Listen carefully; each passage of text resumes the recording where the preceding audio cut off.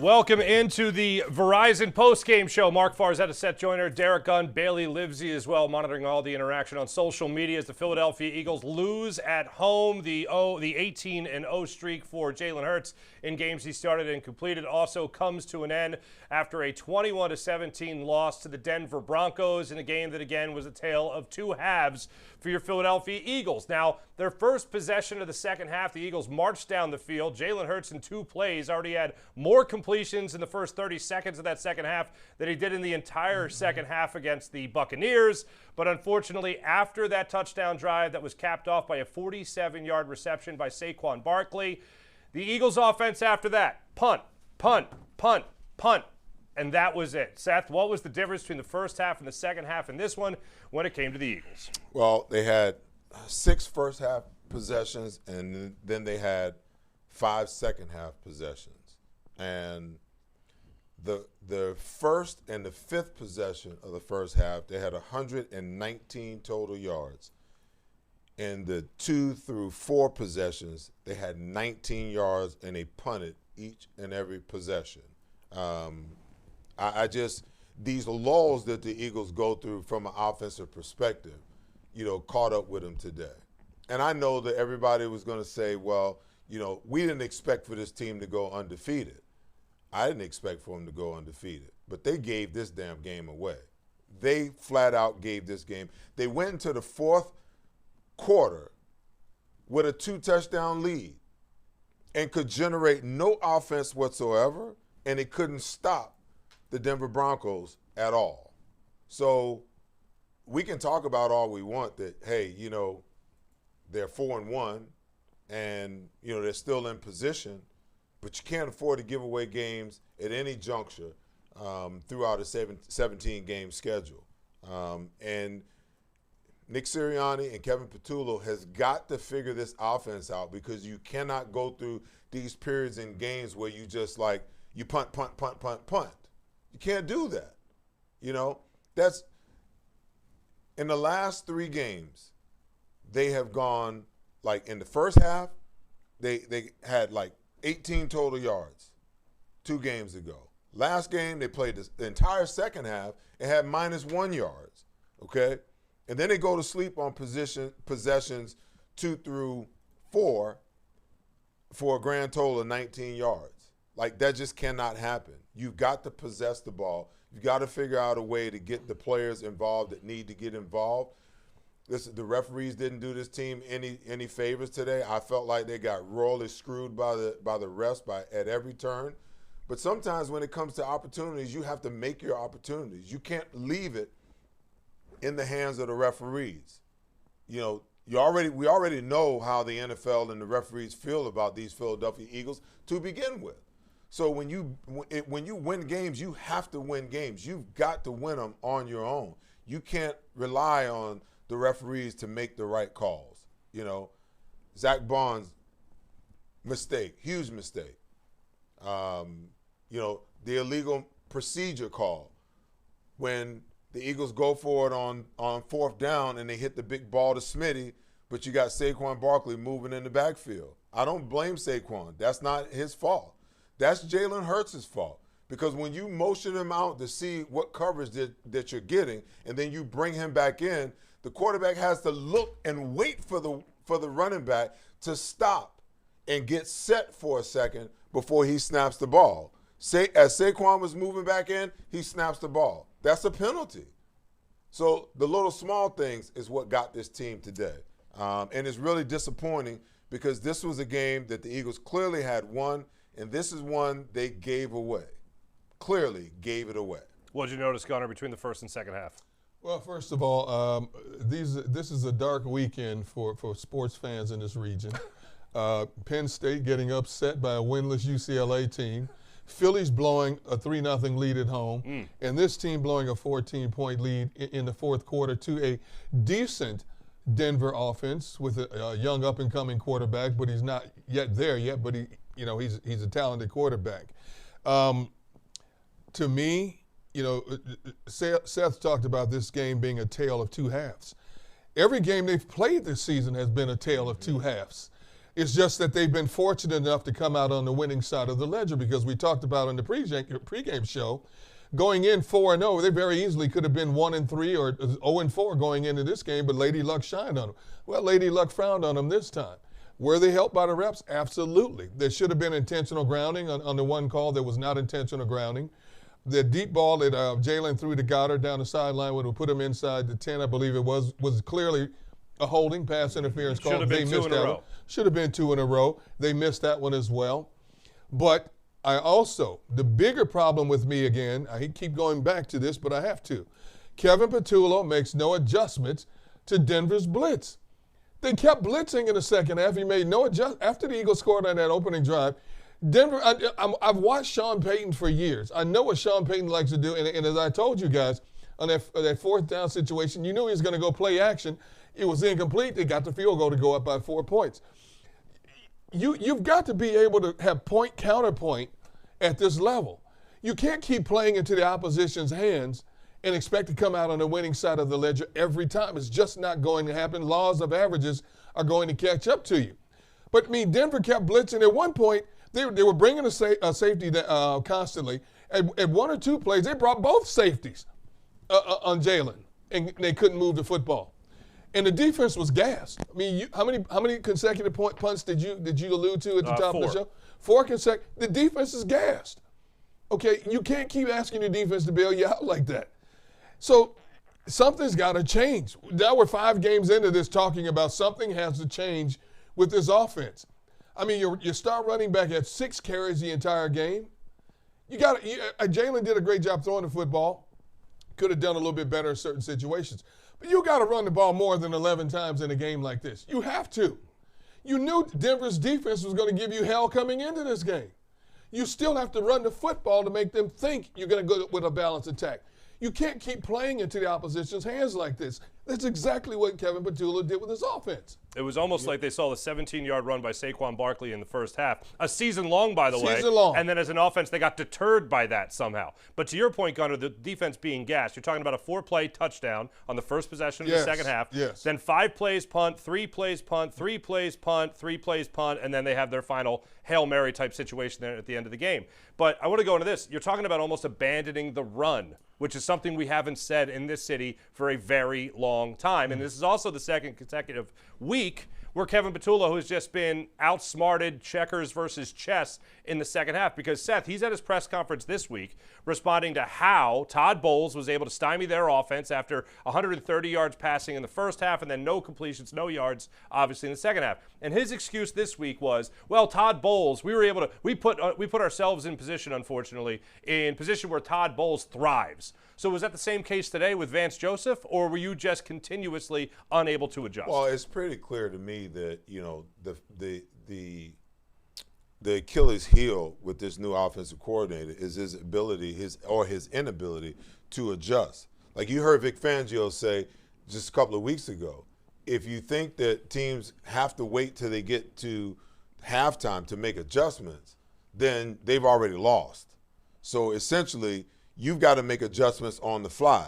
And for a first-time play caller, maybe Kevin Patullo is the guy that's not being able to do that. Listen, I thought the game plan was the proper game plan. Like you guys probably saw one of my tweets. Anytime that you get 2 high safeties, they should be running the ball. When you get 1 high safety, you should be throwing the ball, okay? And you really should not deviate from that but 1 or 2 times. And one of the reasons why Saquon Barkley didn't get a lot of carries today because they played a lot of single high safety. They wanted to make sure that they kept Saquon under wraps, you know. So they put the ball in Jalen Hurts' hands. How many passes did he have today, D-Gun? He had 38 passes. 38 passes. When the last time you seen Jalen Hurts throw the ball 38 times? A long time. But they had to, and this is what I was saying in the pregame. There are going to be games where the Eagles are going to have to pass to run, but they got to run, and they did not try to run the football, especially once they got the lead.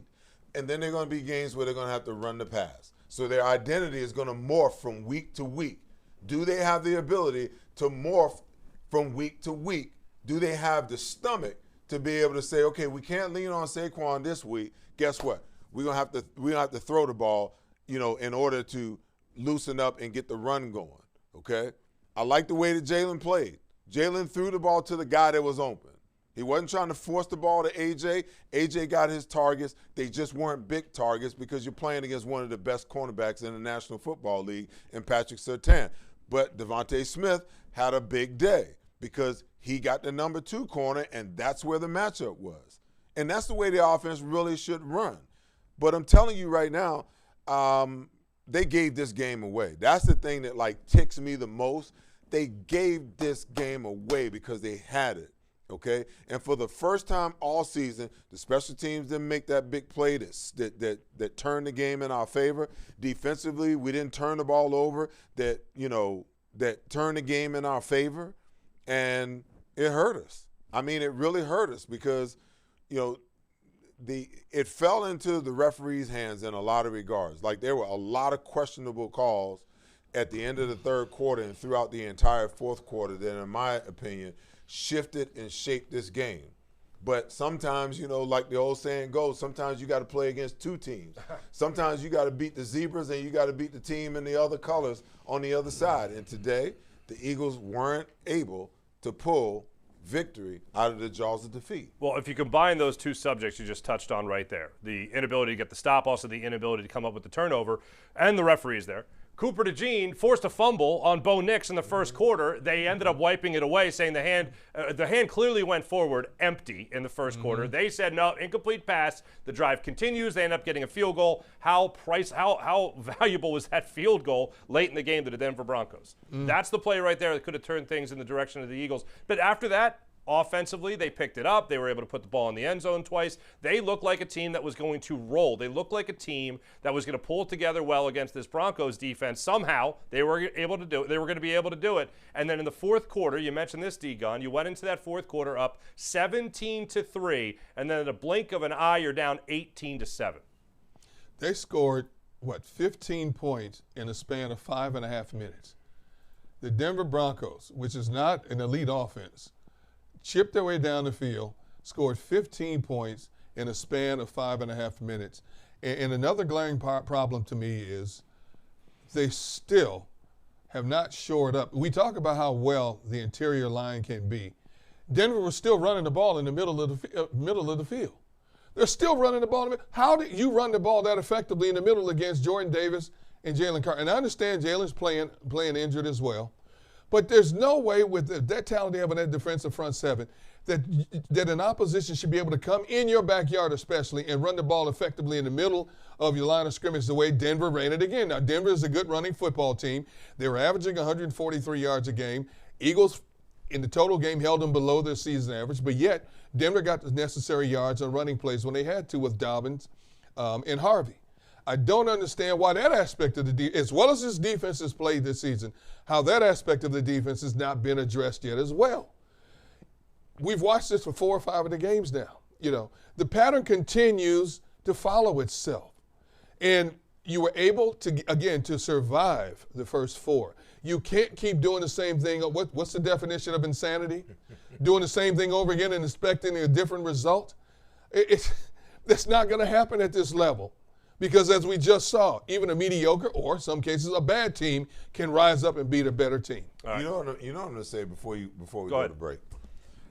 I think the thing that's plaguing the Eagles most right now is if you look at both the offensive and the defensive lines, they are not playing up to standard right now. The offensive line, and I get it, Landon Dickerson got hurt, but I'm watching Jordan Mailata and even Lane Johnson in some cases being beat and dominated. Yeah. We never saw that before.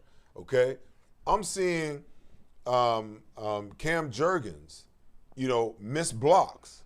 We've never seen that before. On a stretch play. Yes, on a stretch play. You got a stretch play, and you've got to reach for that outside shoulder. Okay, he overreaches the guy undercuts it and makes the play in the backfield before Saquon barely even can get his hands on the ball. And then on the defensive side of the ball, it's more of the same. You're not getting anything out of Jordan Davis as good as he looked, the previous 3 weeks, where you never heard his name all day today. No. And where in the world is the superstar in making Jalen Carter? Good gosh. They take turns, So we talked about it in the pregame. The Denver Broncos are ranked 5th in the National Football League, I think it is, at 143 yards per game. So you knew, even though the Eagles held them to 36 yards on 10 carries in the first half, you knew at some point in time, especially once the game began to tighten, that was going to be the issue, that they were going to say, okay, it's our guys against their guys, and we're going to run the ball, and we're going to make y'all stop it, okay? And the fact of the matter is they couldn't stop it. And, one of the most alarming things that I'm seeing is the Eagles' defensive line cannot stop the run out of the 4-man front. No. We've seen that before. Anytime that they want to try to stop the run, they've got to go to a 5-man front. What does that look like? That looks like Jahad Campbell moving late to the outside, and now you got one linebacker on the ball. That safety's dropping late, but you're a guy short. So you're really in a six-man look across the board. You're still going to get your double team to decide that you want to run the ball, and there's nothing that you can do about it because it's man-on-man blocking. And when you got guys like Jalen Carter not getting off blocks and Jordan Davis not getting off blocks, you're going to struggle in the run game.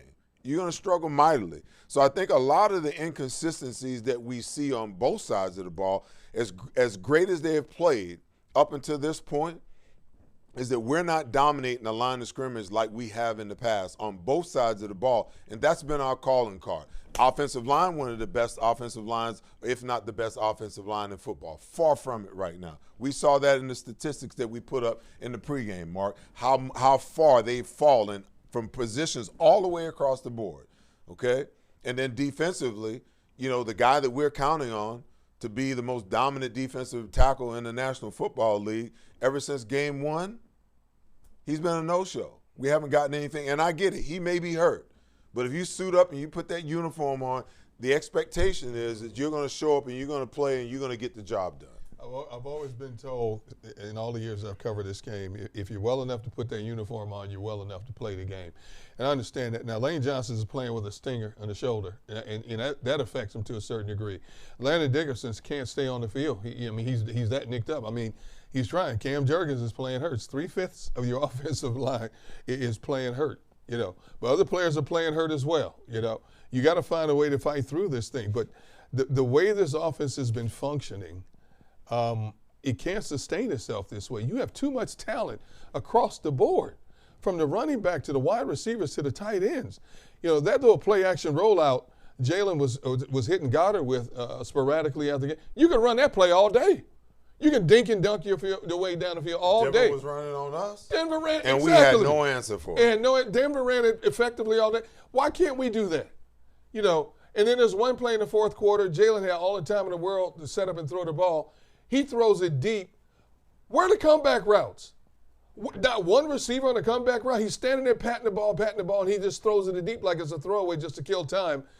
Where is the comeback route? So somebody's got to have the sense to say, wait a minute, my quarterback is in distress. I've got to come back to the ball. It's a standard play in football, in high school, college, or pro football. Not for this team, though, D. But why? Why, Seth? Why? It's not for this team because anytime this team sees blitz and anytime that this team, the play breaks down, everybody goes deep, okay? And every defense in the National Football League knows it and understands it. Nobody works back. Nobody works to the sideline. Why? Nobody gives him a target.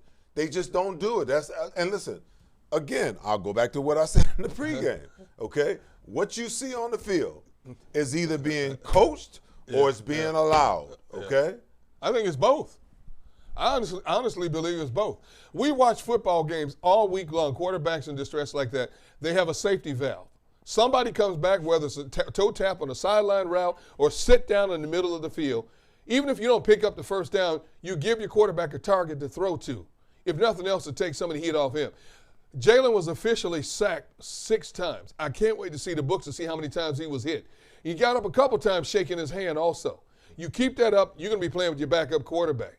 You can't keep allowing this to happen. Something has to change, whether it's Nick Sirianni taking control of the situation, the light bulb going on for Patullo, or Jalen has to talk to his wide receivers. I need somebody to come back to the football and help me out. Mm-hmm. But they don't do it. I don't get it. Before you go to break, I know that. Oh, yeah, one more thing to get to, but yeah, go ahead. Okay, every single – if you look at other offenses around the National Football League, okay, 95% of the time there's always an outlet for the for the quarterback. Yes. Okay. Now, they got primaries down the field that they may want, but if it's all covered, a back leads out late after he protects, a tight end stays in and chips, and then he releases late to the flat. There's always an opportunity to say, okay, what I wanted is not there. Let me get what I can get. Okay. You don't see the Eagles do that. Very rarely do you see Jalen look, and then throw the ball to Saquon right now, or throw the ball to Dallas Goedert on a delay, or any one of the other tight ends. It's all or nothing with this team. It's all or nothing. They either going to throw the ball down the field and they're going to make chunk plays, or the intermediate routes at 10 to 15 yards, or they don't want anything. Jalen will take off and run. You talked about the sacks. I cannot tell you. It drives me insane, okay? Insane that Jalen will scramble and run out of the pocket, and he would rather step out of bounds and take a sack than to throw the damn ball away and get an incompletion. Yes. You know, it makes no – he did it twice in the first half. I'm like, throw the damn ball away, man. Throw it away. You just like you lost 2 to 3 yards, and now you're in second and long, a third and long situation just because you wouldn't throw the damn ball away. I've always hated that aspect of the game where if a quarterback runs out of bounds, it's considered a sack. Right. I don't know how you change it, but it's got to be worded differently, because that's not really a sack. Yeah, it's you know what I mean? Yeah. If you don't get across the line of scrimmage, it's a sack. Well, that's the way they count it, unfortunately. Now, you asked a question earlier, the last time Jalen Hurts threw the ball 38 times. Yeah. Week 3 last year, Saints game. Last time he threw the football 38 times, and the Eagles were, unlike today, able to squeak out with a victory. And I'm not opposed to it. I'm not opposed. I'm of the belief that Jalen can do this, okay? I think the reason why you don't see it is twofold. It was the 2023 turnovers, and it was the emergence of Saquon Barkley last year, and his ability to run the ball and dominate the game by running the football. I think it was a stopgap, D-Gun, in a lot of ways. Okay, we're struggling through 4 games. Let's run the ball. Oh, my God. We got a beast back here, okay? And the more success Saquon began to have, the greedier they got in the run game. And it just evolved to a place where, like, okay, if we can win games with Jalen throwing the ball on average 20 times a game and minimizing his turnovers, let's do it that way. Well, this is a new year, and guess what? You're not going to get away with that. Jalen Hurts is going to have to throw the ball 30 times a game per game on average in order for this team to win, because teams are just not going to let Saquon Barkley beat them this year. I'm sorry. Right. There was one player, by the way, when Jalen Hurts was slinging it well, and that was Devontae Smith. He's our mid-pen bank player to bank on for his performance today. He did a fantastic job and had the game-winning touchdown in his hands on that Hail Mary, if you can call it that, from the 29-yard line. Unfortunately, it looked like A.J. Brown didn't know who was in front of him, I guess. Both were fighting for the football, but could have been Devontae Smith's ball. He did have 8 catches for 114 yards today through the air, carrying that Eagles passing attack. He is our mid-pen bank player to bank on. We'll break down that play coming up in a little bit. We'll also talk to Bailey Livesey, our social media correspondent, and she's monitoring the chat and all what you guys are saying on social media. All that and more. And we'll also hear from Nick Sirianni and Jalen Hurts after the game as well. That's coming up on the Verizon postgame show. There's a number on the screen. There's a number on the screen. There's a number on the screen. There's a number on the screen. There's a number on the screen. There is a number on the screen. There's a number on the screen. There's a number on the screen. There's a number on the screen.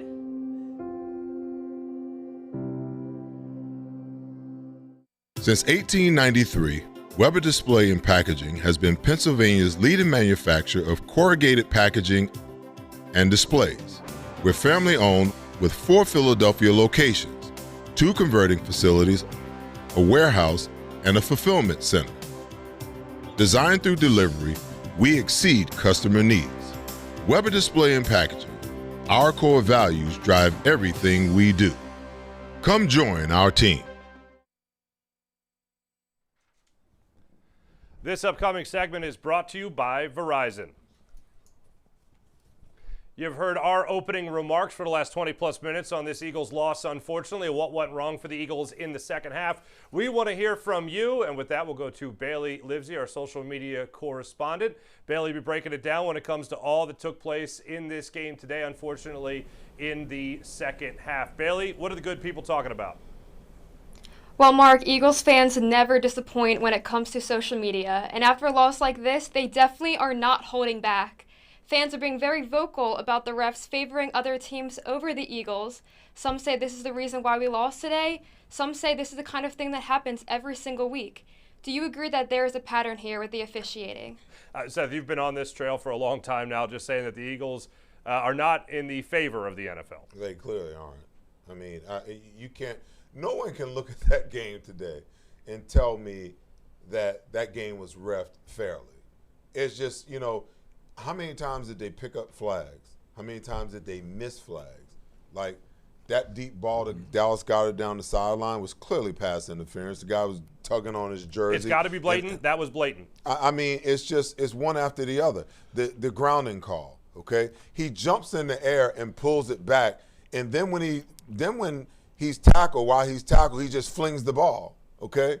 If he meant to throw that ball to that guy when he jumped, he would have threw it the first time and threw it at his feet. When he lands and then he gets turned around and decides he's going to throw it, he doesn't know where he's throwing it. So to me, that's intentional grounding. Anything else besides that is absolutely wrong. That was a massive play in the game because now it's 3rd and 6. The Broncos convert. If it's 3rd and, let's say there's 10 yards, 3rd and 16, they're not converting that. They got a punt. Now the Eagles got the ball back with a legitimate chance to go down and take the lead back. But it's plays like that, and they happen a lot more than they don't happen.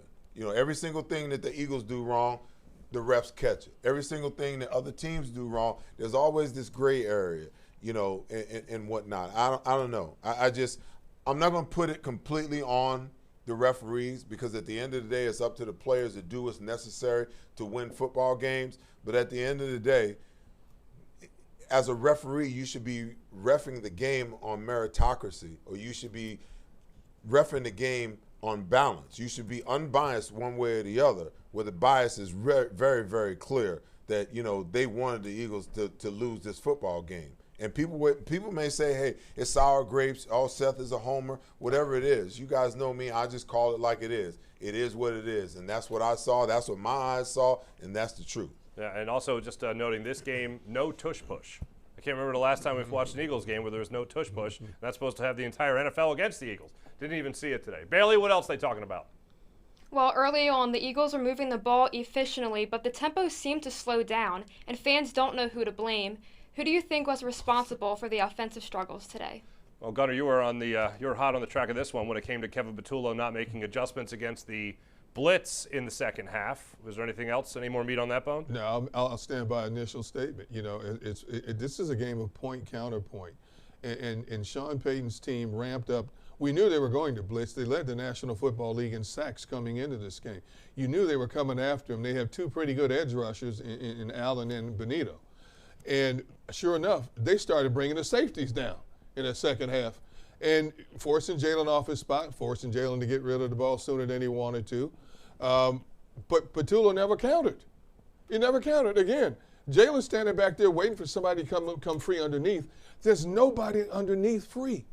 As Seth talked about, they keep running the go routes. They keep running these deep go routes in this situation. But there's got to be a receiver's mindset has to be, you're taught these things in college. When your quarterback is in trouble, somebody come back to the football.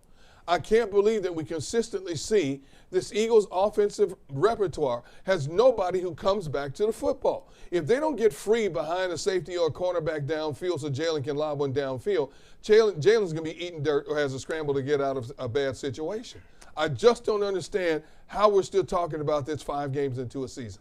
How about this? I know this was something that upset you during the game, Seth. This was when A.J. Brown stopped running on a route from Jalen Hurts. Okay. On that deep ball. Eagles get the ball. I believe it's their 3rd possession of the 3rd quarter. They get the Brown false start, unfortunately. That's on A.J. Brown. Then they go deep to A.J. Brown. Jalen Hurts looked like either he pump faked or he pulled it down. and A.J. Brown was behind the defense with a touch. The only thing, nobody between him and the end zone, and he stopped running on that deep ball to from Jalen Hurts. And listen, I mean, we talked about it dealing with the A.J. controversy at the beginning in the pregame, and I said clearly, A.J. has to run better routes, but he also has to run his routes full speed. It's hard, and I get it, when you're running full speed and you don't see the ball come your way, your mentality gets to a place where it's like, well, why the hell am I running full speed, running 70 yards down the field if I ain't getting the ball? But the way that the game works is you never know when the ball's coming your way, so every route that you run, it should be full out. It's no different than, there's certain wide receivers in the National Football League, when the huddle's broken, I'll just look at their body language. Because their body language will tell me as a linebacker, that's a tell, That's a tell. Like I can remember T.O. would come out and he'd stand straight up if it wasn't a passing play. So I'm looking at him, I'm like, oh, they running the damn ball. Run alert, okay? But if he's getting the ball, he's down and he's ready to go. You know what I'm saying? Mm-hmm. So it's just little things like that. And I'm not saying that's what A.J. does, but that lack of effort on that play, because he came out of the break, he slowed down like, oh, I'm probably not going to get it. And all of a sudden, Jalen throws the ball, to where he would have been if he would have been running full speed the entire time. And then he overthrows him. And then everybody's going to look at it and say, well, Jalen's trash because he overthrew A.J. No, it ain't. A.J.'s ass stopped running. Yeah, when they showed the ground level replay of that one, you could tell. I think he was thinking he was running a decoy route, to be honest with you. And all of a sudden he looks up, oh, shoot, ball's coming to me. Well, by that time it's too late. Man, it don't matter whether you're running a decoy route. Because D-Gun, you got to keep going. If you're clearing, then you got to clear 120 miles an hour that you can pull players out to clear the area. Yeah. So he shouldn't have ever thought that, oh, I'm not getting it because I'm clearing. Just run. Well, run as fast as you can. You got to listen. They don't play every damn play no more anyway. No. So there's no reason for a player in the National Football League today not to go 100 miles an hour on every damn play. Yeah. Because the minute they get tired, the minute they get winded, the minute they run 40 yards down the field, the first thing they do is tap their head, telling their backup to come in. Yeah. So why aren't you going full speed? Let's see if he tweets tomorrow. Oh, my bad, I didn't run on that play. Let's see if he tweets that. All right. We'll wait with bated breath. In the meantime. Bailey, you have one more for us? Yes, I do. It's about the Eagles' defense. So the Eagles' defense came out going strong, but just couldn't keep that same energy throughout the whole game. What adjustments did you see that shifted that momentum? What did you notice in the defense? I just felt like, in the second half, I think offensively and defensively, I think that the defense was having so much success in the first half that I feel like the offense kind of pulled back a little bit. They kind of felt like they had the game won. I mean, you remember when when Kansas City really started to get good and they really became unbeatable when they had Tyreek Hill, like they would pour it on. Like they didn't care if there was like 10 seconds left in the game. They were trying to put the ball in the end zone, okay? The Eagles need to have that mentality on the offensive side of the ball, okay? As long as there's time on the clock, then we're trying to run our offense at an efficient level, and we're trying to score every damn time that we have the ball. There's no such thing as pulling off, because in this league, all you need is one or two plays that flips the momentum, and just like it did in the second half, and all of a sudden you're in a war when you had the game won. Secondly, on the defensive side of the ball, they just simply couldn't stop the run.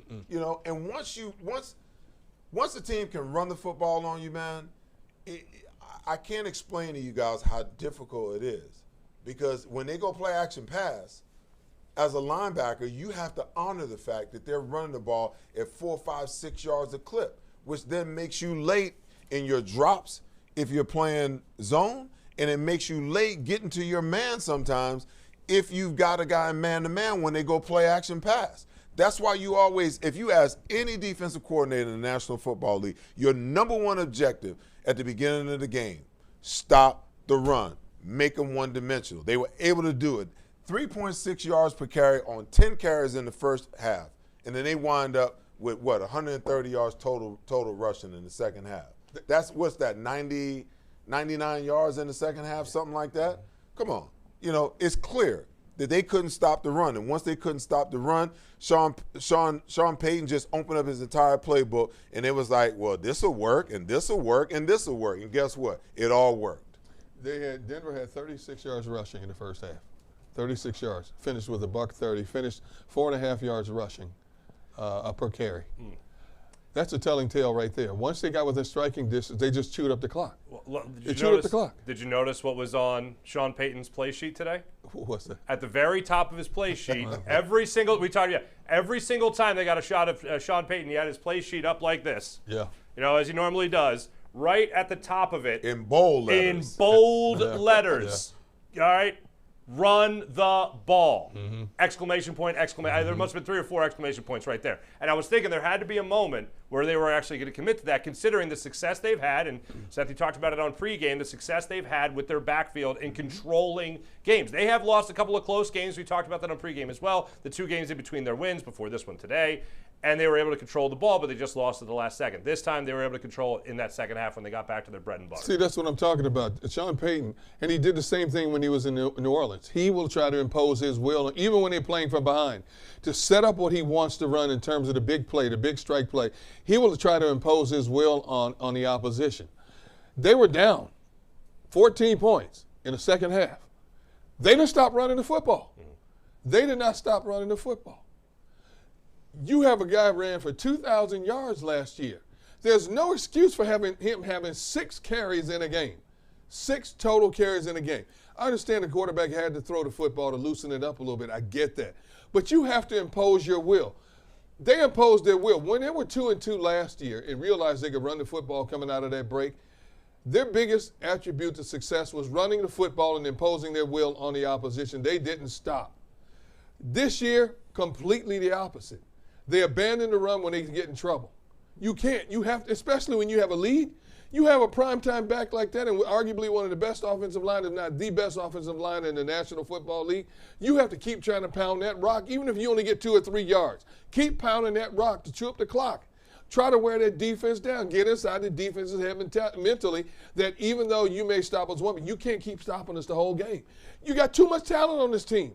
From tackle to tackle and your running backs, even the backup running backs. You got A.J. Dillon. That's a Sherman tank back there. You got Shipley, a different type of back there. Even if you have to rotate and run the football, there's no excuse for you running the ball only 11 times in a game. I don't care how good Denver's defense is. Question for everybody involved. Does the controversy of not getting the wide receivers involved play into the decision not to run the football? Absolutely. Absolutely, because we've seen it happen before. What happened last year when A.J. pouted for not getting the football? All of a sudden, next game, they came out throwing the ball at him 20 times, right? But it was also working in the first half. Second half, not so much. He still tried to get him the ball, right? Yeah, they did. They absolutely did. You can't keep throwing a pacifier to an individual when it's a team concept. It's not an individual concept. It's a team concept. You can't keep throwing a guy a pacifier when they pout. You can't. It's not going to work. So does AJ come out and say, what a great game we had? Oh, yeah. Does that happen after this? I got mine. Yeah, right. Yeah. Bailey Livesey, thank you so much. We appreciate you keeping us up to date on everything. We're going to have Nick Sirianni a little bit later in the show. We're also going to have Jalen Hurts from the podium coming up in a little bit. When we return, I do want to talk about that final play. Victory was right there in the hands of Devontae Smith, and then Devontae Smith was also in the hands of A.J. Brown. We'll sort through that when we return. This is the Verizon postgame show. Picture this. You play big-time college football, you get some NIL money. You get drafted in the NFL, and you start making real big money. However, you're 23 years old and you don't have any credit. Here at Mid-Penn Bank, we're helping these athletes establish credit through secured credit cards and other strategies that can help develop their credit now, so as they continue to make money, they can have long-term success financially.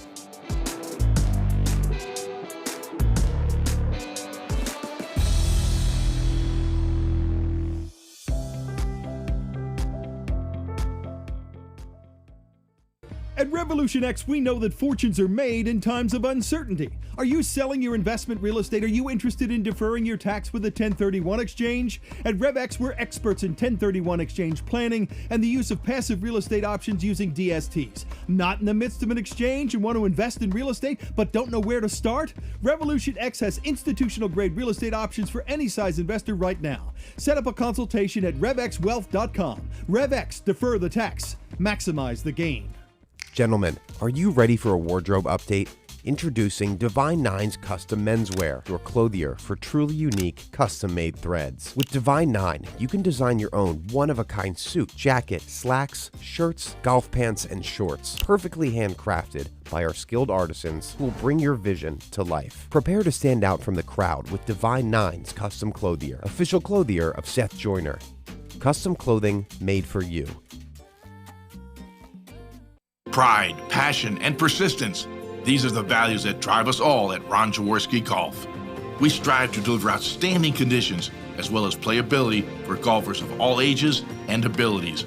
Our championship golf courses offer a variety of challenges from a link-style walk along the river to an escape into the pines and everything in between. My team at Ron Jaworski Golf is committed to delivering memorable experiences every single day. See all we do at ronjaworskigolf.com. This upcoming segment is brought to you by Recovery Unplugged. Mark Farzetta, Seth Joyner, and Derek Gunn with you on the Seth Joyner Show YouTube channel as part of the Verizon Postgame Show. We also want to say thanks to the people watching on 6abc.com. Let's get into our drive of the game. Before we go any further, and this is the first time this year, the Philadelphia Eagles are not featured in a drive of the game. And this one came down to what the Denver Broncos were able to do in the fourth quarter, running a long drive here to be able to take advantage of the Philadelphia Eagles through 6 plays, 72 yards, eating up just 336, but it ending in pay dirt and 2. This one made the game 18-17. Sean Payton going for the 2-point conversion, and they called the number on Keely Ringo on that sprint out there for the 2-point conversion. They were able to march down the field on that one and take control of the game, really at least got out in front. Little surprised that Sean Payton went for 2 on that one, Seth? I was very surprised, because if he doesn't get it, we got a different type of game. 4-point loss turns into a situation where, we're in position at the end of the game to actually kick a field goal and go into overtime. So it made all the difference in the world, him going for it. And it shocked everybody. And I don't know what the hell D-Gun, the analytics say about going for it there. Mm-hmm. It left everybody scratching their head. Even the guys on the broadcast were scratching their head about him going for 2 right there. But obviously he felt like he had a play that he knew 100% was going to work. That's the only reason you take that chance. I think the computer said, find Keely Ringo and throw in his direction, analytically speaking. See, I'm not shocked because I've watched Sean Payton for so long coaching, and he is the epitome of that riverboat gambler. He does everything against the grain. When he was in New Orleans, when he had all that success with Drew Brees and that offense down there, he would always do stuff like this, and people are like, what is he doing? And more times than not, he was successful. So now he's trying to build that same type of confidence and mentality in this young Denver Broncos team. You look at the way he drafts players, very similar to what he drafted when he was down in New Orleans. He's got a young quarterback. I don't know if this guy's ever going to come close to a Drew Brees type quarterback, but he's a young quarterback who plays the game fearless. He makes a mistake, he comes back even stronger the next play. And for Sean Payton to go for that 2-point conversion, I'm sitting here watching the game with the guys in the back, and I'm chuckling, and I'm like, this is typical Sean Payton right here, sure enough. Last thing we're going to get into coming up in a minute. I know Nick Sirianni is about to take to the podium at the NovaCare Complex. Well, Jalen Hurts is actually sitting down right now, so let's go to him. You guys win despite every conceivable circumstance in every fashionable way. Was this fourth quarter a way of having things kind of even out? I don't look at it that way, a way of evening out. I think, certain things don't get you until they get you. And we're obviously in pursuit of our best self and pursuit of growth. So give a lot of credit to that team. They played an outstanding game. Executed situationally when they needed to, and they won that battle. And so we got to go back and really learn from this, take ownership for the things that we can control, look into our process and our system and see what needs to be reset and what doesn't need to be reset, and continue to press forward. Jalen, that deep pass to AJ, what did you see on that play? And maybe after rewatching it, why do you think you guys didn't connect there? Yeah, I have to really watch the film to be able to assess that. Obviously, that's the one that you want to hit in a big moment in the game. What's contributed to the start offensively and then stall? lack of execution. Lack of execution. You said some things don't get you until they get you. From your perspective, what got you today? Lack of execution. Devontae talked about not always being on the same page. He referenced some hand signals that maybe Yeah. you gave and that he did, or somebody didn't see. Could you just expound on that and you know, the communication and getting on the same page? I'd have to ask him what he's referring to because I don't remember any of those things happening. But again, if I watch the film and something comes up, that'd be something that we can talk about and grow from. Okay, what happened on the illegal motion play with Saquon? Was that a miscommunication there? Or? No miscommunication from what I remember. The clock was low, and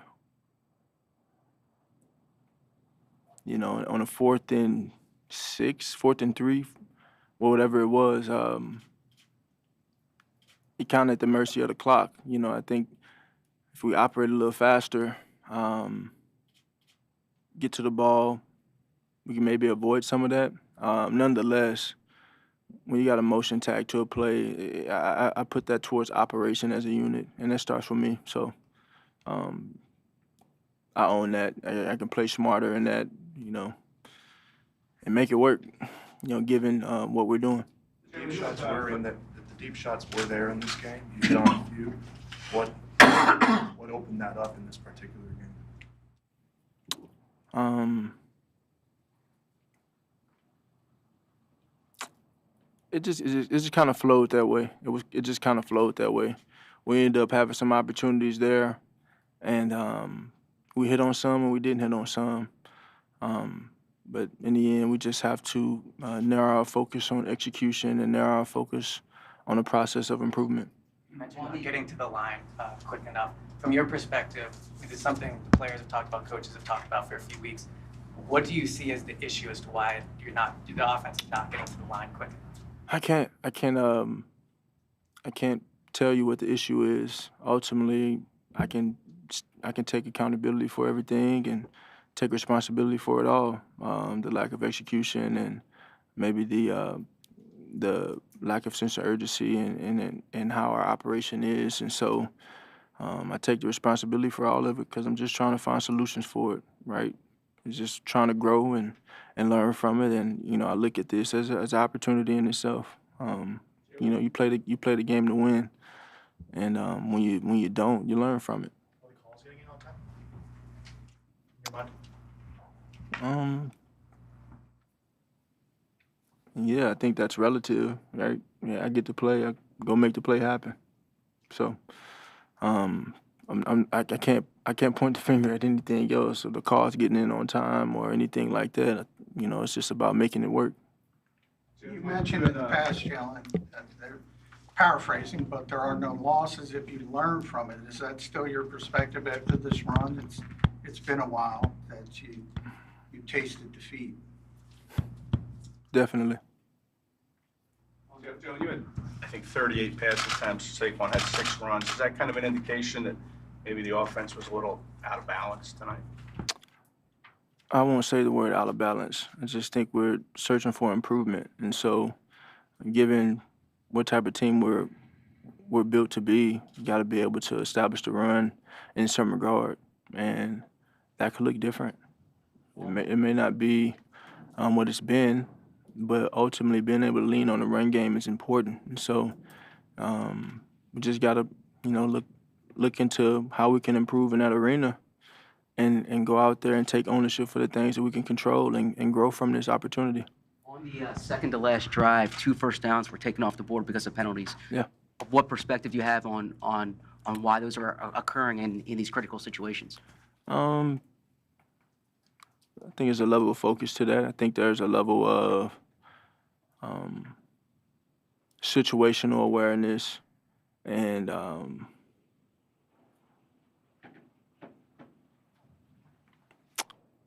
the level of preparation we have in those moments. And again, I can be very critical of myself. I have to watch the tape. 2nd and 1, could have very easily handed that ball off, and I threw the bubble. And so a lot of opportunity. Is that what sits with you in this game, all those opportunities that you guys weren't able to capitalize on? I'm sorry? Is that what sits with you after a game like that, all the opportunities that you guys weren't able to capitalize on? Yeah, it's not a capability thing. We don't have a capability issue. We know what we're capable of. We're just not doing those things yet. But we will. We will. On the missed opportunity to AJ down the field, I know you said you got to look at the tape on that, but in the aftermath of that, right away when you go back to the sideline, what is typically what you'll do in that situation? Will you go and talk to the receiver about that? Like, how do you make the on-field adjustment and correction right away? That situation in that play, that was a shot. So you either hit it or you don't. And we didn't hit that one. And so we watch the tape when we get the opportunity to, and we learn from that. But in that moment in the game, it's about finding a way to put the dagger in them. And that definitely could have been the dagger in the game. But learn from it. Okay, this is the last one. To correct the things you need to correct in a short week that you're about to face? It's about us. It's about us. It's about us and how we look into our process, and we have to truly take that a day at a time. So we can make it as difficult or as easy as it needs to be. Ultimately, we just got to have the right mentality going into this week and every week, and take ownership for the things that we can control. Assess our systems, assess our process, assess all of these things, and say what can we improve on, what's working. Not even what's working, what's efficient, what can we improve on, and really evaluate that and Jalen grow. Hurts addressing the media at Lincoln Financial Field right there. The second to last question, very interesting, because Seth, that was something that really jumped out to you, that play, that deep ball to A.J. Brown. And the situation there, it was a 1st and 15 from the Eagles' 39-yard line. They take the deep shot down the field. A.J. Brown appears to stop running on this play. After that, it was incomplete to Will Shipley. Then Jalen Hurts gets sacked for a loss of 11 yards. They're forced to punt in that situation, can't get a field goal in that possession, and then, of course, just continued a downward spiral there for the Eagles. But the question was, what do you go over basically to say to A.J. Brown on the sideline? And Jalen mum was the word, really, when it came to what he actually says if anything happens. He simply said, that's a deep ball. We took the shot. It's a shot play. We didn't make it happen. What do you think happens on that sideline, if anything? I don't think anything happens. The same way, when the quarterback throws the ball and it's on point and the wide receiver drops it, is the same thing that happens, when the wide receiver's open and the quarterback overthrows him. I'm pretty sure Jalen didn't have to tell A.J., hey, man, you need to run full speed. And A.J., I'm sure, didn't have anything to say, because I think you could see on A.J.'s face, he realized that he gave up on the play too early, and that caused them to miss out, on a huge play in that game. But, listen, nobody plays a perfect game. In a very imperfect game, I think we as media people, as analysts, even as fans, I think sometimes what we do is we kind of get caught up in the perfection of it all, that every pass should be perfect and every catch and every play should be perfect. But what we don't realize, what makes the game so imperfect, is that you got, live X's and O's on the other side of the ball that's trying to prevent you from doing what you want to do. And sometimes they win. Sometimes they get it right. Sometimes they have the call that's made that is tailored to stop what you're doing. And that's just the name of the game. And sometimes, you have to accept that. Other times it's like when you have opportunities and you got plays, there's opportunities there to be made, you have to take advantage of those opportunities, because you just never know how the game is going to flip and which direction it's going to go down the road. Just for context, that would have made it 24-3 if they convert on that play. They hit on that play, 24-3 in favor of the Eagles. Something else that was interesting before we go to break here, Gunner, he was asked about getting the plays in quick enough. Are they getting the plays in quick enough? After a long pause, he said, well, I get the play, and then I run it. Kind of leads you to believe he'd like that to happen a little faster. I agree. There's a lot of truth in the statement that sometimes what's not being said is more impactful than what is actually being said. And when he had that pregnated pause, and he wanted to make sure he said the right thing. Those triplets in that pause. He never wants to cause any controversy. But when you think about the potential strained relationship between Jalen and AJ. When you were talking about who should go over and talk to AJ, who do you think is going to go talk to AJ on the sideline during the game about a situation like that? Not the quarterback, not even offensive coordinator. Nobody's going to talk to him. They're just going to let him sit there and basically figure it out for himself. AJ knows what he did and what he should have done, and it's an interesting dynamic because a lot of times in situations like that, the coach pulls the player aside and says, hey, okay, this is what you should have done, yada, yada. When AJ gets to the sideline, it's like the Red Sea parts. Nobody's going to talk to him, and I don't think that's a good thing in terms of trying to communicate on the fly like that. We'll see what happens from here moving forward. There's two parts to what you said about, sometimes what's unsaid is what's being said. Jalen kind of implied, if you will, that the players are getting in a little late.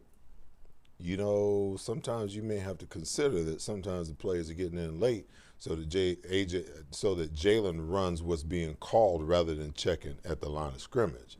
Just a thought. Interesting, very interesting. When we come back, I'm sure we're going to hear from Nick Sirianni also, and then still I want to go through that final play, that 29-yard Hail Mary, if there is such a thing, that the Eagles almost were able to snatch a victory out of the jaws of defeat in this one. This is the Verizon postgame show on the Seth Joyner Show YouTube channel as well as 6abc.com. Back after this.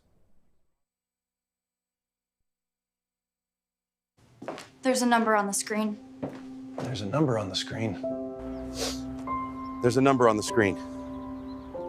There's a number on the screen. There's a number on the screen. There's a number on the screen. There is a number on the screen. There's a number on the screen. There's a number on the screen.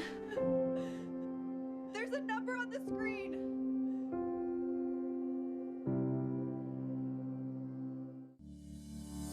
Business owners love the path of least resistance. So when it comes to their banking, that's where we want to help them, whether they're working on their consumer lending, their wealth, their commercial lending, their insurance. Our focus is to help plan holistically to ensure financial success both in the business and the owner's personal lives. So reach out to one of our professionals today.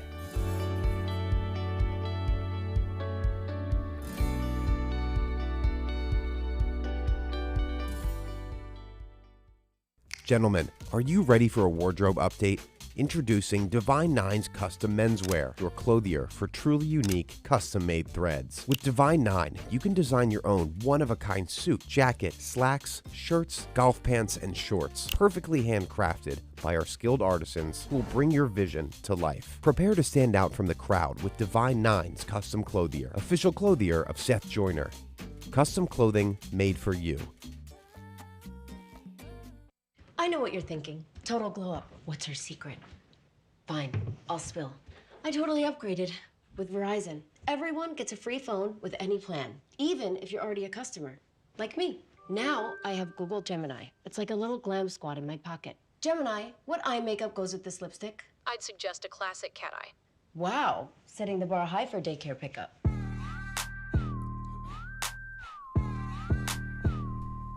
Get in on this. This upcoming segment is brought to you by Weber Display and Packaging. We should be hearing from Nick Sirianni momentarily, as well as the good doctor, Dr. Bruce Grossinger, coming up in just a little bit. But I do want to go through that final play of the game to set it up. We had the pass interference on the 4th and 7. Dallas Goedert's able to draw that call. Then they have the big play to Jahad Dotson. After that, then another throw down the sideline to Dallas Goedert. Another pass interference happens on that. Unfortunately, the refs didn't see it that way. They did not call it. Clearly, he's being held back from getting that football, so the Eagles are unable to get closer to the end zone and maybe have 2 more attempts at getting into the end zone there. But the final throw came on that throw, that Hail Mary into the bunch there in the end zone.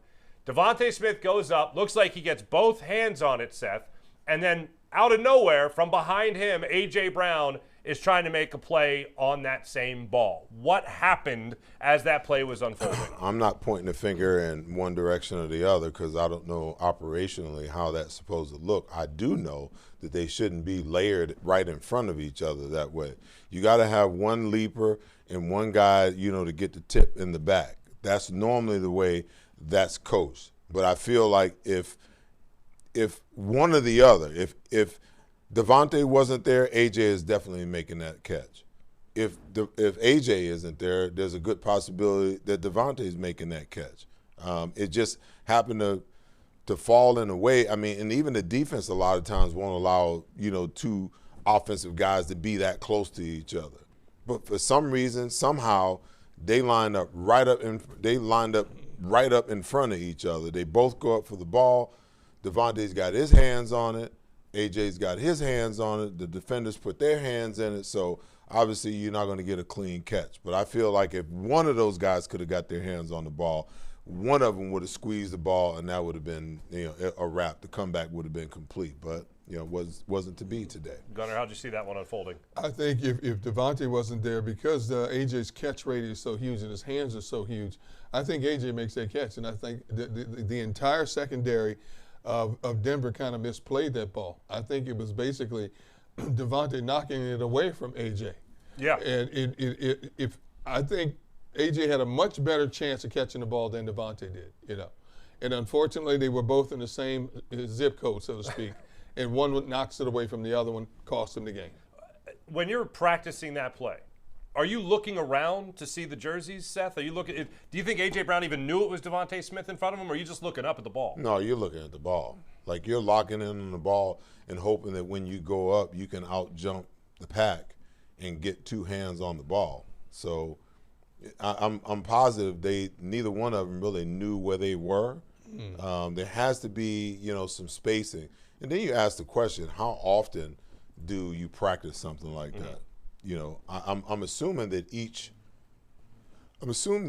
week, at some portion of practice, you kind of you practice the Hail Mary, both for the offense and the defense, to kind of figure out where everybody's going to be lined up for the defense. Okay, you know that you got a jumper, and you got a guy behind. And I don't even know where the third guy on that trip side was. He was just in the muddle, if you will. But you got to practice it both offensively and defensively each week, because you never know where it's going to come up. But you have no idea where everybody is. You're jockeying for position, and once you jockey for position, you're trying to see where the ball's coming. You're trying to get locked in, to judge where the ball is, how high the ball is, and when you should jump to actually go up and make a play for it. One more question I want to ask you guys about the Jalen Hurts press conference is the buzzword seemed to be execution. We're not executing. We're not executing. Constantly he was bringing that up when asked what needs to improve. Execution needs to improve. Well, obviously you can always talk about if you make a play, despite how bad a play call it might be, but you execute it, then the play looks like it was successful. But if you don't execute on a good play, then it obviously is execution. So when we listen to Jalen Hurts talk about the lack of execution, I think back to the classic cliche of coaches, putting players in the best position to have success. That's obviously executing a play. Are they in the best position? No. In a lot of ways, no. I don't understand the offensive concept. I don't understand how inconsistent they are in terms from one half to the other. And I don't, Jalen mentioned in his post-game press conference, he said focus. He mentioned the word focus a couple of times. 5 pre-snap penalties in this game today. 5. Not 1, not 2, but 5. And they came at crucial times in the game that thwarted possible potential scoring drives as well. This is a veteran team. This is not a bunch of rookies playing the game together. This is not a revamped offense that's trying to find its way. We keep talking about what is this offense's identity. The identity from last season should have automatically carried over to this season, and yet through 5 games we're talking about them trying to find their offensive identity at this point. Even if they have to have a variation of it, they can't be a dominant running football team, but they still have somewhat of a killer instinct in terms of how they're going to come at you and attack you and keep a defense on its heels. And yet, we still don't know what this offense is yet.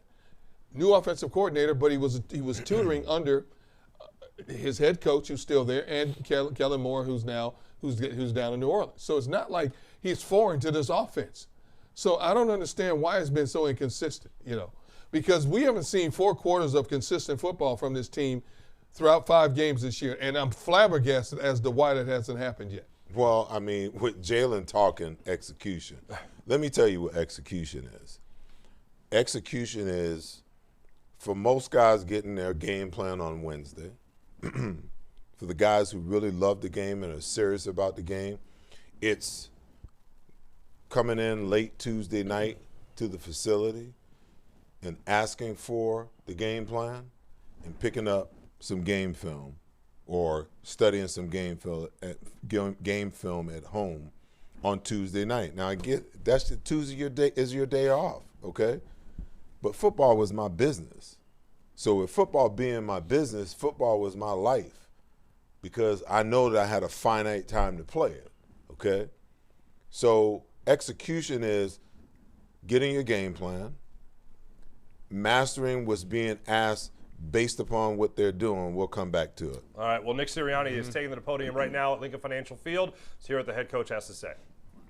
Watch to be able to process everything, and obviously at the end of the day, you know, had the lead in the fourth quarter, and they made more plays and coached better than us and played better than us in the fourth quarter, and they came back and got a win. Why did you get away from the run in the second half? You know, again, we'll have to go back and watch a lot of this stuff. There was a couple scenarios right there where we got a little bit behind the sticks. Whether, you know, I know the plays, you know, whether it was a hold or a false start, you know, got behind the sticks there. You know, those are some self-inflicted things that we did. You know, when those happen, I'm always putting that on myself. You know, when we don't master the things that require no talent, that's something that's always going to be on me, because that's something that we talk about an awful lot, and you know, we have to drive that home, and I have to drive that home, so that's on me. Do you notice a difference this year in how long it's taking the play call to get to Jalen versus other years? I know Patullo's a new coordinator. Do you notice a difference there? No. I again, there's so many things that go into that. I feel like I didn't feel, you know, obviously we had the one that was a huge one on fourth down. Where we got up and kind of snapped it on one. A lot of things that go into that. Again, we're doing everything we can do to, you know, find solutions, not assign blame. And we're a team, we're together. So it's always going to be an us thing. In the fourth quarter, the mistakes that happened, you know, on offense throughout the team, where do you think those originate from in terms of just some of the fundamental play? The which ones?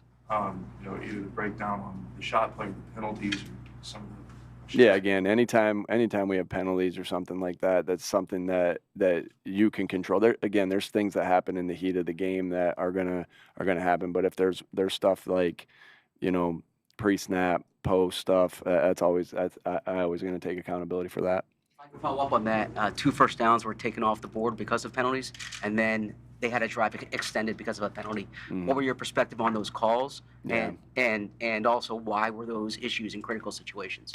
Yeah, you know, obviously, I've been around this long enough where, you know, calls, you know, they balance each other out. I know sometimes there's always going to be like, well, we get screwed in this one. I don't think that way. They all balance each other out. You're going to get some that you think you should get. You're going to get some that you're going to get it's going to go against you sometimes as well.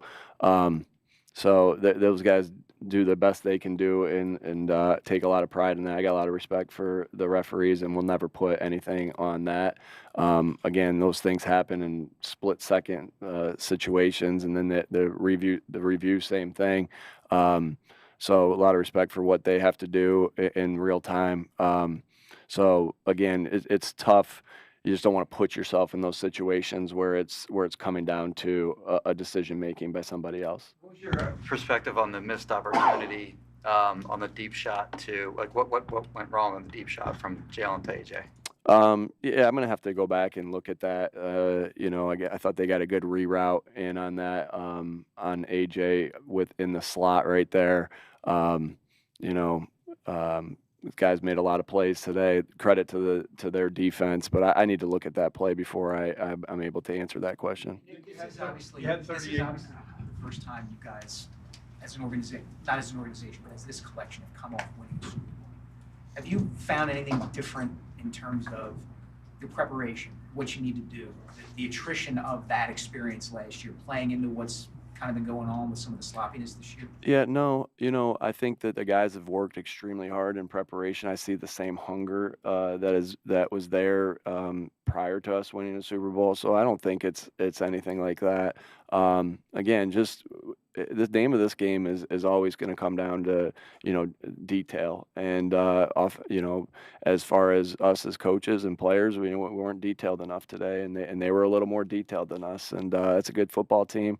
Hats off to them. Coach Payton's obviously a really good coach, and a lot of respect for that opponent. You did hit on some of the deep shots in this. Going into this game, why did you think that would be open and available to you? Yeah, obviously, as the game goes, you see different things that come up. We've talked about being more explosive in the run and the pass game, and obviously, I'd have to look at what the stats were. We didn't make enough plays, and we didn't, coach good enough today. So, I don't know. You think you had Jalen 38 pass attempts, Saquon 6 runs. I know you were behind the sticks, and throwing maybe a little bit more. That's a pretty wide disparity. Mm-hmm. Is that an indication maybe the offense is a little out of balance today? Yeah, obviously we want to be able to, just like when we talk about getting AJ the ball or Devontae the ball or Saquon the ball. They're all we all want to get them all the ball as much as we possibly can. Dallas as well. Obviously we want to run the ball more than we were able to today, or what we did today. You always want to come out of that game with Saquon getting enough touches because of the type of player he is. So again, we'll look for solutions, and we're on a short week trying to get better to put ourselves in position to go play against another NFC East opponent. Do you feel like you can rely on your run game to close out games, or Mm-hmm.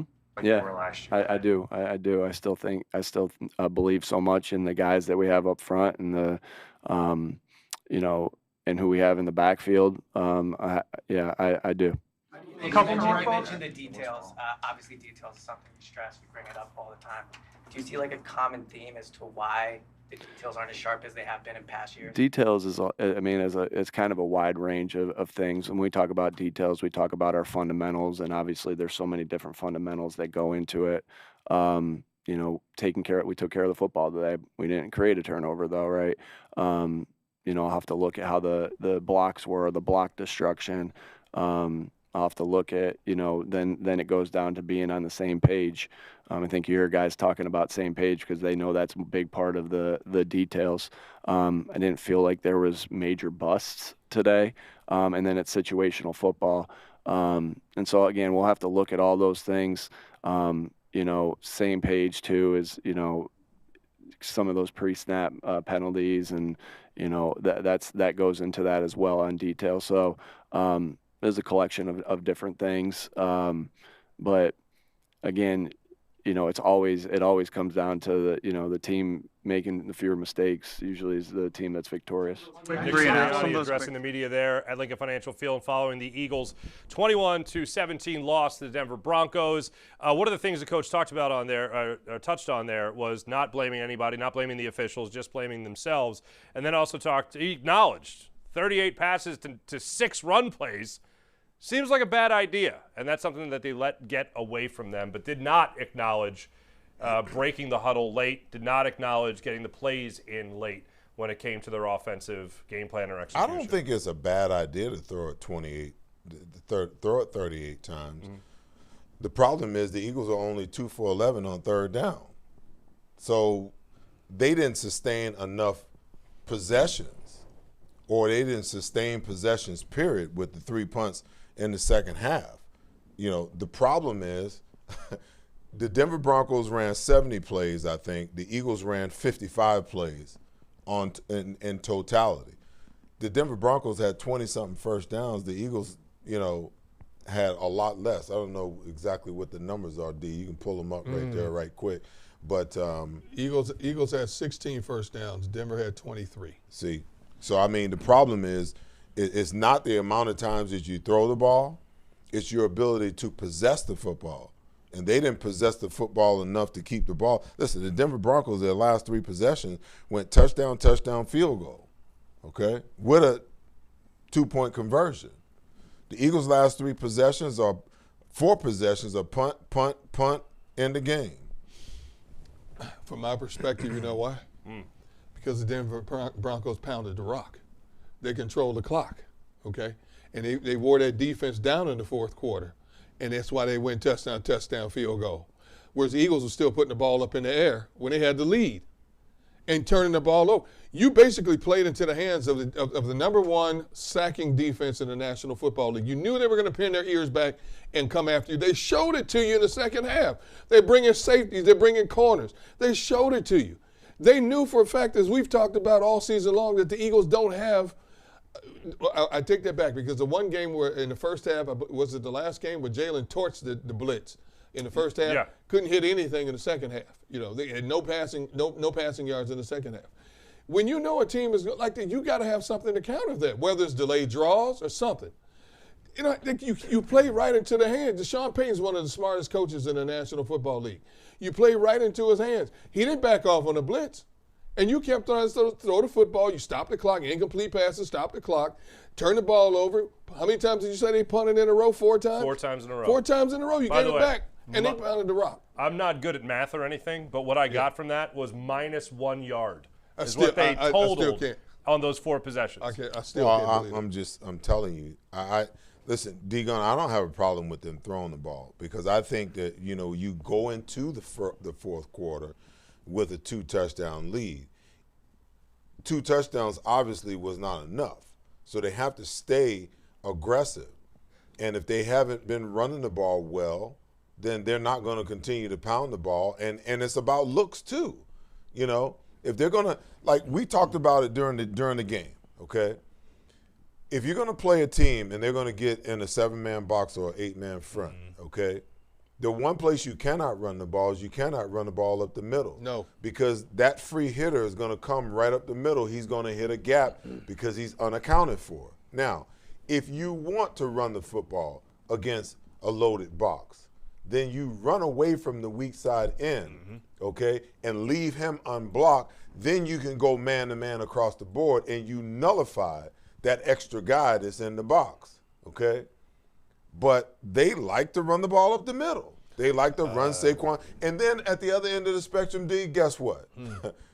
There were times where they were trying to run the ball on the edge, the stretch play that we were talking about before, Mark, where it takes one offensive lineman to miss a block or to slip a block, and the next thing you know, you got a guy in the backfield and you're getting blown up before you can even get the ball in your hands. In Saquon's instances. So I don't have a problem with them being aggressive. They just this explosive play thing, okay? Again, I think explosive plays are there to be had when they're there to be had. Your game plan should be take what the defense gives you, okay? If I can get 5 yards on first down, Sean Payton did it. Even Tony Romo talked about it, you know, during the broadcast. Oh, that's an extension of the run game. Yes. Okay, they're going to throw a little short pass. They want to get 5 or 6 yards, get to 2nd and 4, 2nd and 3, 2nd and 4, okay? And now you're in a position where if you want to throw it on 2nd down, you can go play action pass because the defense don't know what you're going to run, okay? But when you're always trying to push the ball 10-plus yards down the field, you're going to get yourself in trouble. And then as far as the blitz is concerned, my goodness, Jalen has got to see the blitz, okay? That safety walked up on the line on the weak side, and he showed himself early in the down, okay? And when the ball was snapped, the protection was wrong because you had Saquon that was on the side of the blitzer. He went across the formation and helped the darn guard block a defensive tackle. The guard's supposed to block the defensive tackle by himself, and Jalen should have saw the blitzer coming off the corner. And that's the difference between them being able to complete that pass and Jalen being hurried and being able and having to just heave something and heave a prayer. Okay? So before we move on, I just want to go back to the execution piece of it. I was talking about your execution belongs or it begins on Tuesday. Okay? When you hear players talk about the lack of execution, I can guarantee you if I had last week's game film, I could go back, I mean, not game film, but practice film. I could go back in that practice film and I can show you a lack of execution in practice, okay? Because what you do throughout the week is what will manifest itself on Sunday, okay? And if you're not executing properly during the week, you damn sure ain't going to execute the way that you should on Sunday, because the game, it happens too fast, and you're not processing it. The whole point of practice is that, okay, these are the things that they do well. This is how we're gonna attack what they do well. If they do this, we're gonna do that. If they do that, we're gonna do this. And you're able to make those adjustments on the fly because you've gone over it 5, 6, 7 times throughout the week in practice. But if you're not picking it up in practice, you're not going to pick it up in the game because guess what? It's not like back when I played. If we screwed something up, they didn't care if we had a 3-hour practice. But it would be like, run it again. Our 9-on-7, we tackle to the ground during the defensive period. And if that running back busts through our line and nobody touched him, run it again. And he didn't like the way it was going, start the period over. The NFL don't operate that way anymore. They got a time limit on how long these guys can be on the field, and when it's done, it's done. And then they'll say, "Oh, we'll coach them in the classroom." There's no coaching in the classroom because ain't nobody moving, ain't nobody running in the classroom. The only thing that happened in the classroom is I'm looking at practice or I'm looking at game film and I'm getting a visual, but to actually put my body through the paces, that's where I get the muscle memory. That when that tight end goes to reach me, that I'm a step ahead of him and I'm maintaining outside leverage and I'm maintaining contain on my side because that's my job. So when it comes to when coaches and players start talking about execution, it's a direct reflection about how they study, how they prepare, and how they practice in the week leading up to a game. And if they practice like crap, guess what? They're going to play like crap. Fair enough. 25 years ago, the Eagles got John Runyon. And ever since then, the philosophy has always been build the foundation on the offensive line. The offensive line this year has been a big disappointment, and unfortunately, some of those guys are banged up. One went into the game banged up, as we all know, with Landon Dickerson, dealing with a back issue, and today looked like he had his ankle rolled up on him. We did not see him the rest of the game. With us right now, Dr. Bruce Groshing here to help us understand everything going on the injury front with the Eagles. Dr. Bruce, as we know, an unfortunate loss here for the Eagles, but now Landon Dickerson is under the microscope. What can you tell us about him? What I've heard from Dr. David Schall from UCLA and the NFL Network is that he's been diagnosed with a high ankle strain. He went in for x-rays after the first quarter, and I believe the x-rays were negative for fracture, and that's a bit of good news. When you have a high ankle strain, you're involving more of the calf muscles, and that's more of an extended injury, Mark. So that could be more of a 2 to 4 week injury as opposed to a simple ankle strain that's more of a 1 to 2 week injury. When it comes to him just trying to go through a back injury, also Cam Jurgens going through an injury as well, we're seeing a big decline in the production of this offensive line. What do you think about people that say, well, 80% of Landon Dickerson is better than 100% of anything else? How much are they really limited going through this season? I think they're very limited, and when you look at something called the kinetic chain, you have, and I know Seth and I have talked about this before, you have the low back, the hip, the knee, and the ankle. It's all connected. If you have somebody who's battling an injury, somebody like a Landon Dickerson who's had knee problems before, who's wearing big, heavy braces, then goes and has a high ankle strain, it affects his performance. It affects his speed. It affects his ability to get off of the line at the snap. And we can see generally that Landon just hasn't performed to that level. And the offensive line just doesn't seem to be dominating. They don't seem to be blowing people off the ball. You see Jordan Mailata with an uncharacteristic penalty today. But obviously, it's going to be very important for Landon to get back because he's been a real bulwark of the team. And he's played through a lot since he had those ACL surgeries back in Oklahoma. Hey, Doc, I know that Lane Johnson's been nicked up the prior 2 or 3 weeks. He hasn't looked his best the last couple of weeks either. What has been plaguing Lane? I think it was a neck or a stinger or something a couple of weeks ago, and then he was out for a period of time last week. But we usually know Lane to be one of the most dominant offensive tackles in all the National Football League. There was a couple of times I witnessed him getting pushed back into Jalen. They kind of rushed the pocket in a lot of instances the way that we rushed the pocket against Patrick Mahomes. The defensive ends collapsed the pocket and squeezed the pocket, and the defensive tackles just, pushed the pocket. So I'm real curious, what's going on, with Lane and what his injury is and how that's affecting how he's playing right now. And much like Landon, Lane is battling two separate injuries. He's battling a shoulder strain or a rotator cuff inflammation from last week. He also had a stinger 2 weeks ago. So we're dealing with cumulative injuries as we're looking as the season is evolving. So I believe Lane is battling both a neck and a left shoulder problem. He's very stoic. He doesn't complain. But again, those injuries summate, and he's just not blowing people off the ball. He's just holding his own. But Lane typically is able to clear space for Saquon or one of the other running backs. And it's concerning to see the play when you have two of your big pieces who are injured. And Cam Jurgens also seems to be not playing as effectively. And then you have backup offensive linemen. To me, at least, being at the game and watching, it just doesn't seem like this offensive line is dominating anymore. And the holes are not there for Saquon Barkley. All right, last one for you, from me at least. Grant Calcaterra left the game with an oblique injury. Any more information on him? So an oblique injury, just to explain the anatomy, if we have rectus abdominis, the obliques are muscles that help rotate. So the kind of players who get oblique injuries are typically tight ends and wide receivers, the ones who rotate. And Calcaterra had two excellent plays in the beginning of the game. Presumably, he suffered a rotation injury when he was hit or went to the ground.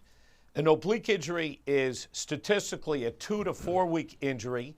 It's fairly benign in that it does not typically require surgery, but the treatment involves physical therapy, icing, and stretching and strengthening of core musculature. Fair enough. Dr. Bruce Grossinger, we appreciate you stopping by and explaining all this to us. We appreciate it, and we'll catch you on Thursday night as well. Thank you. Dr. Bruce Grossinger stopping by. When we come back, our wrap and final thoughts on this Eagles' first loss of the season on the Verizon postgame show. Since 1893, Weber Display and Packaging has been Pennsylvania's leading manufacturer of corrugated packaging and displays. We're family-owned with 4 Philadelphia locations, 2 converting facilities, a warehouse, and a fulfillment center. Designed through delivery, we exceed customer needs. Weber Display and Packaging. Our core values drive everything we do. Come join our team. Pride, passion, and persistence. These are the values that drive us all at Ron Jaworski Golf. We strive to deliver outstanding conditions as well as playability for golfers of all ages and abilities. Our championship golf courses offer a variety of challenges, from a link-style walk along the river to an escape into the pines and everything in between. My team at Ron Jaworski Golf is committed to delivering memorable experiences every single day. See all we do at ronjaworskigolf.com. At Revolution X, we know that fortunes are made in times of uncertainty. Are you selling your investment real estate? Are you interested in deferring your tax with a 1031 exchange? At RevX, we're experts in 1031 exchange planning and the use of passive real estate options using DSTs. Not in the midst of an exchange and want to invest in real estate but don't know where to start? Revolution X has institutional grade real estate options for any size investor right now. Set up a consultation at RevXWealth.com. RevX, defer the tax, maximize the gain. This upcoming segment is brought to you by Mid-Penn Bank. Unfortunately, the Philadelphia Eagles were unable to give us a 5-0 start to the season. They dropped to 4-1, but we are giving something else away, a Brandon Graham jersey, I believe. And Seth, we do have a winner. All righty. Who is it? Oh, there he is. A.J. Wyatt. All right. You can look in the, A.J., look in the chat, I believe it is, and you'll get the information on where you have to email your address to, and we'll get the jersey to you. Congratulations on your Brandon Graham jersey. And I do believe that Brian, who won the Jason Kelsey jersey last week, that he has responded. We just want to throw him up one more time. You'll see right there, Brian Donahue, you won the jersey last week. So please reach out to the email address in the chat, and we'll get that out to you as well. We got another jersey we'll give away next week, as well as some tickets to future games and some other goodies as we move through the season and into the holiday season. All right, now the Eagles are going to be taking on the New York Giants at MetLife Stadium coming up on Thursday night in a prime showdown here on prime time as well. Wait, hold on 1 second. Go for it. Somebody said, can we win a SJ suit? Oh, there you go. Oh. I'm going to have to talk to my wife about that. Now. I can't tell you. That's her business. So I can't tell you, yeah, you can win a suit. But I'll see what I can do. You know somebody? I know. You know somebody could set it up? Yeah. There you go. I do want to just say this real quick. I'm just looking at some of the quotes here in the post-game news conferences, post-game locker room sessions at Lincoln Financial Field. A.J. Brown said he looked up, didn't see the ball, looked back, thought the ball was thrown. This is on the deep play that we talked about a couple of times on the post-game show that he just looked like he stopped running on. He thought the ball was already launched, and then all of a sudden he saw the ball land in front of him, and that was that. You know, what I hope is that, you know, Kevin Patullo and Jalen Hurts, A.J. Brown, and the rest of this offense can find his footing. Because it's getting tiresome for this team to be 4-1 and for us to be continuing to talk about and find reasons, you know, to not only disparage A.J. Brown, and I'm sure you all are aware of, you know, the little riff that supposedly he and I had last week. I want this team to do well. I want AJ to do well. There's nothing like playing a game or doing a job that you dreamed about your entire life and doing it well. There's nothing like that. So I hope at some point in time there's some remedy, you know, for the offense, the quarterback, the wide receiver, and everybody else to be happy in this offense, you know, because this team is too good for the narrative that, you know, that is going around. And the problem is, you know, it's one thing, you know, for the media in our city, you know, to talk about it, but it's another thing, you know, when you've got, in my opinion, you know, the league doesn't really care much for the Eagles, and then you got the national media that's piling on at every turn, talking about, you know, what's going on with the passing game and what's going on with Saquon not being able to get on board and what's going on with Jalen and his subpar numbers. I just hope that they can find their footing soon so that we can enjoy this 17-game season, because we wait, D-Gun. That's right. What is it, 35 weeks?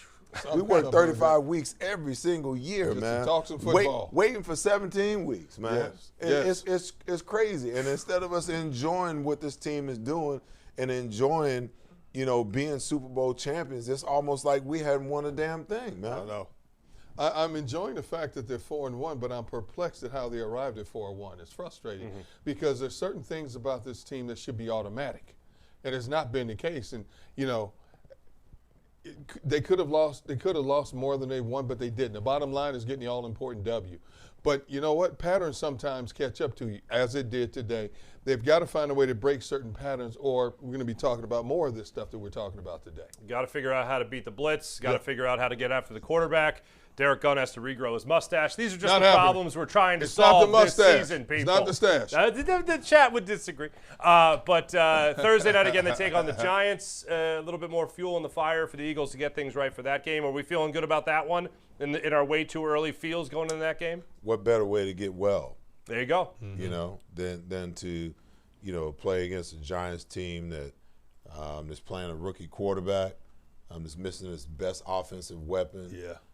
They definitely have, you know, a good defense that's going to cause some problems for the Eagles offense. But, you know, Saquon Barkley is going to be frothing at the mouth to play against his former team on Thursday Night Football with the world watching back up in New York again. What better way to get healthy than to come back against a division foe that you know that you should dominate and you should beat? They play the Giants twice in a span of 3 weeks. If Saquon doesn't get 100 yards in one of those two games, I don't know when he's getting 100 yards this season. You know, so at least 2 of the next 3 games he should crack that century mark. We'll see. Fair enough. But we look at the stats here. Second half, Denver had 256 yards of offense. Eagles had $128. First half, the Eagles had 174 to Denver's 102. That's a telling tale. Denver got them off the field. Eagles couldn't get them off the field. Plain and simple. Yeah. It's got to change. I'm just going to tell you guys this. I'm feeling a 40 burger. Feeling a 40 burger from this offense. Against the Giants? Yeah. That's how I'm feeling right now. Okay. We'll see if All that right. changes during the week, but, All right. we'll Okay. talk Thursday. All right, we'll talk Thursday. You know All what I mean? We do appreciate everyone helping us out here, including White Dog Cafe, who fed us wonderfully, by the way, and our guy Rob over there at the Tinder Box over here in Haverford, giving us some fine cigars to enjoy while watching the game as well. For a lot of people don't know that that's where we spend. Oh yeah. Our time watching the game, with the exception of D Gun. Yeah, you guys smoked me out of there, man. Listen, but guess what we're gonna do? He's got a remedy. He's got a fan that he's gonna put in for you because he's feeling some type of way. The last 2 weeks you haven't showed up over at the Tinder Box, to be with the fellas. But it's all good. D Gun's here in the studio watching the game, and Mark and I for the last couple of weeks we've been going over to the cigar bar and watching the game over there while we enjoy a cigar. Yeah, it's nice, Gunner. He's gonna put you in a bubble. Hanging out. I love hanging out with you guys. I get it. I get it. Comes to that smoke, something a little different, man. Fair enough. Well, thank you to the Tinder Box, and once again, thank you to White Dog Cafe, and thank you for watching here on the Verizon Postgame Show, and thank you for joining us as well, not just on the Seth Joyner Show YouTube channel, but also 6abc.com. For Bailey Livesey, Dr. Bruce Grossinger, for Derek Gunn, for Seth Joyner, I'm Mark Farzetta. We'll catch you guys Thursday night for a primetime affair between the Eagles and the Giants. Go Birds.